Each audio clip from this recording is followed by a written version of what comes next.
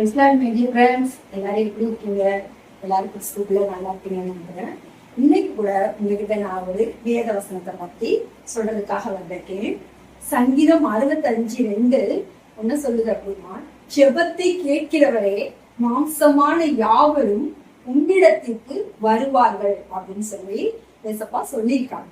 அப்ப இன்றைய நாளும் நம்ம ஜெபத்தை பற்றி பார்க்க போறோம். ஜெபம் வல்லமை உள்ளது.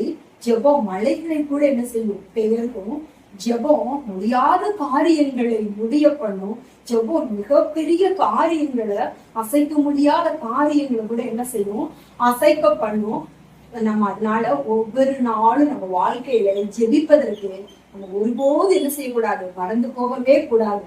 ஆனா நீங்க சொல்லுவீங்க, போங்க சிஸ்டர், எனக்கு இருக்க கவலை இல்ல, நான் எப்படி ஜெபம் பண்ண முடியும், எனக்கு அவ்வளவு கடன் இருக்கு, அவ்வளவு பாரம் இருக்கு, அவ்வளவு சுமையில நான் இருக்கேன் அப்படின்னு சொல்லுவீங்க.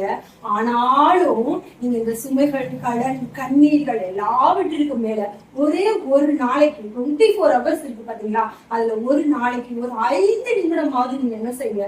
ஏசப்பா கிட்ட ஜெபம் பண்ணுங்க. உங்களுடைய கூக்குள்ள ஏசப்பா என்ன செய்வாங்க? கேட்பாங்க. அட்லீஸ்ட் என்னால ஜெபிக்கவே முடியல, எனக்கு டைமே இல்லை அப்படின்னு சொன்னாலும் ஏசப்பா அப்படின்னு சொல்லிட்டு நீங்க என்ன செய்யுங்க? கூப்பிடுங்க. உங்களுடைய அந்த குரலை கூட என்ன செய்வாங்க?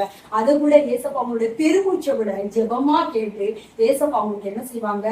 பதில் கொடுப்பாங்க. ஒரு 5 மணி நேரம் ஜெபனாலும் சரி, 5 நிமிட ஜெபனாலும் சரி, மன்றாடி ஜெபமா இருக்கலாம், உபவாச ஜெபமா இருக்கலாம், உங்களுக்கு எப்பெல்லாம் நேரம் கிடைக்குதோ அப்பெல்லாம் ஜெபம் பண்ணுங்க. ஏசப்பாவை நேசிங்க. நேரம் எடுத்து ஜெபிங்க, நேரம் கொடுத்து ஜெபிங்க. ஒவ்வொரு நாளும் மரியாள போல, அண்ணால போல தேவ சமூகத்துல காத்திருந்து நீங்க ஜெபம் பண்ணுங்க. அப்படி ஜெபிக்கும் பொழுது கர்த்தர் உங்களுடைய வாழ்க்கையில் உள்ள எல்லா காரியங்களும் என்ன செய்வாங்க? மாறுதலாய் என்ன செய்வாங்க? முடிய பண்ணுவாங்க.